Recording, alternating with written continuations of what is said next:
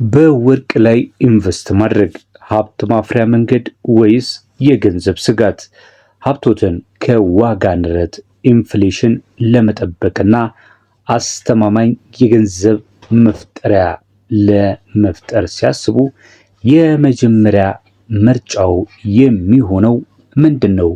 ብዙዎች ወርቅ ብለው እንደሚያስቡ አልጠራጠርም። ለዘመናት የወርቅ ብሩህነት የሰዎችን አይን ብቻ ሳይሆን የፋይናንስ ዓለምንም ሲማርክ ኖሯል። ነገር ግን በወርቅ ላይ ኢንቨስት ማድረግ በእርግጥ ሁልጊዜ የሚያሸንፉበት ምስጢራዊ መንገድ ነው ወይስ ከጀርባው ያልታዩ ስጋቶች አሉ? ዛሬ ላይ ስለ ወርቅ ኢንቨስትመንት ማወቅ ያለባችሁን ጥቅሞችና ሊያጋጥማችሁ የሚችሉትን ስጋቶች በግልጽ አስመለክታችኋለሁ። ሰላም ሰላም ተመልካች አድማጮቻችን፣ ለዚህ ቪዲዮ እንዲሁም ቻናል አዲስ ከሆናችሁ ቪዲዮውን ላይክ ማድረግ ቻናላችንንም ሰብስክራይብ በማድረግ ዘውትር ከወርቅና ከተለያዩ የቢዝነስ ሀሳቦች ጋር ተያይዘው የሚቀርቡ መረጃዎች እንዳያመልጣችሁ እንዲሁ የደወል ምልክቷንም በመጫን ቤተሰብ የሆኑን ዘንድና ይቀላቀሉን ዘንድ በማክበር እንጋብዛለን። በወርቅ ላይ የሚደረግ ኢንቨስትመንት በቀላሉ የማይናጋና ለረጅም ጊዜ የሚዘልቅ በርካታ ጥቅሞች አሉት። ከስጋቱ ይልቅ ጥቅሞቹ ላይ እስቲ ከሱ ጀምረን እንመልከት። የመጀመሪያው በተለይ ወርቅ ላይ ኢንቨስት ለሚያደርግ ሰው ምንድነው ጥቅሙ? ምን አይነት ጥቅሞች አሉ የሚለውን ቀድመን አንድ ሁለት ሶስቱን እንመልከት። የመጀመሪያውና ወርቅን የሚገዙ ሰዎች በተለይ በጣም በዋናነት የሚጠቀሙት ጉዳይ ከኢንፍሌሽን ጋር ተያይዞ ምርጥ ከለላነት ይሰጣቸዋል። የወረቀት ገንዘብ አቅሙ ሲዳከምና የእቃዎች ዋጋ ሲንር የወርቅ ዋጋ አብሮ የመጨመር ተፈጥሯዊ ባህሪ ያለው። ገንዘባችሁ ዝም ብሎ ባንክ ተቀምጦ አቅሙ ሲቀንስ ወርቅ ላይ መዋል ግን ሀብቶትን ያስጠብቅሎታል። የመጀመሪያው ብዙ ሰዎች የሚገልጹት የወርቅ ጥቅም ይሄኛው ነው። ሁለተኛውም ከዚህ ጋር ብዙም የሚለያይ ባይሆንም እንደ ጥቅም ካልነው ግን የኢኮኖሚ ቀውስን መቋቋሚያ ነው። የዓለም ኢኮኖሚ በሚናጋበት ጦርነት፣ ያልተጠበቁ ቀውሶች በሚከሰቱበት ጊዜ የባንክና የአክሲዮን ገበያዎች ሲወድቁ የወርቅ ዋጋ ግን በአንጻሩ የማደግ አዝማሚያን ያሳያል። በተለይ ደግሞ በእነዚህ ጊዜያቶች ወርቅ ተፈላጊነቱ ከፍ ስለሚል ዋጋውም አብሮ ከፍ ይላል ማለት ነው። ስለዚህ ቀድሞ ወርቅን የገዛ ሰው እነዚህ አይነት ነገሮች በሚመጡበት ሰዓት ላይ አንደኛ ብሩን እያሳደገው ነው ያለው ማለት ነው። የኢኮኖሚ ቀውስንም በዛው ይቋቋምበታል ማለት ነው።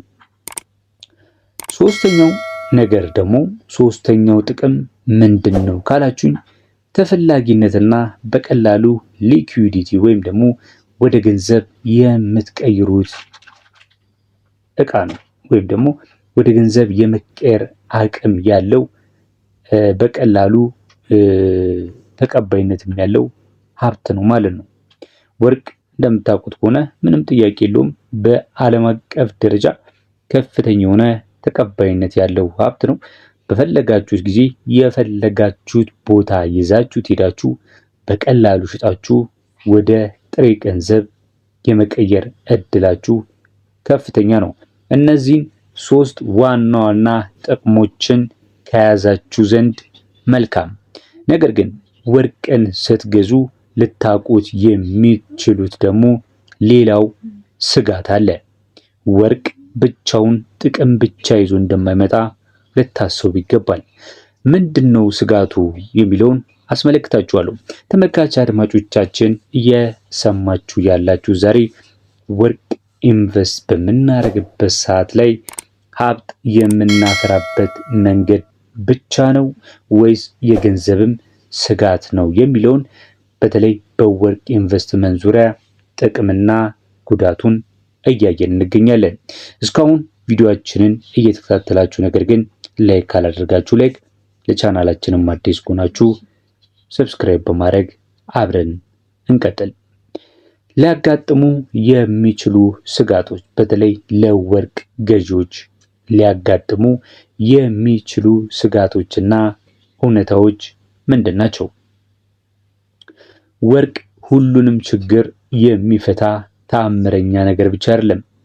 ትኩረት ልንሰጣቸው የሚገቡ አብሮ ይዞ የሚመጣው አደጋዎችም አሉት። የመጀመሪያው ወለድ ወይም ደግሞ መደበኛ ገቢ አይከፍልም። ወርቅን ገዝታችሁ ካስቀመጣችሁት በራሱ ጊዜ ተጨማሪ ልጅ ወይም ወለድን አይወልድም። ትርፍ የምታገኙት ዋጋው ሲጨምርና ስትሸጡት ብቻና ብቻ ነው። ሌላው ደግሞ የእቃ አያያዝና የደህንነት ስጋት ከስቶሬጅ እና ከሴኩሪቲ ጋር ከፍተኛ የሆነ የደህንነት ችግር አለው። በአካል የሚጨበጥ ወርቅ ፊዚካል ጎልድ የሚባለውን ከገዛችሁ በተለይ የምታስቀምጡት ከሆነ የመሰረቅ የመጥፋትና ውድ ለሆኑ ካዝናዎች ጥበቃዎች ተጨማሪ ወጪ የማውጣት ግዴታ ሊኖርባችሁ ይችላል። ይህ እንግዲህ ስጋት ይኖረዋል ማለት ነው። ምክንያቱም ብዙ ወርቅን ከገዛችሁ በፈለጋችሁበት ቦታ የምታስቀምጡት የሆነ አይነት ነገር አይደለም ማለት ነው። ሶስተኛው ስጋትስ እስኪ እባክህ ንገረን ካላችሁ ደግሞ ሶስተኛው ቮልታሊቲ ወይም ደግሞ የዋጋ መዋዠቅ አለው። እያስተዋላችሁ እንደሆነም እኔም ተስፋ አደርጋለሁ።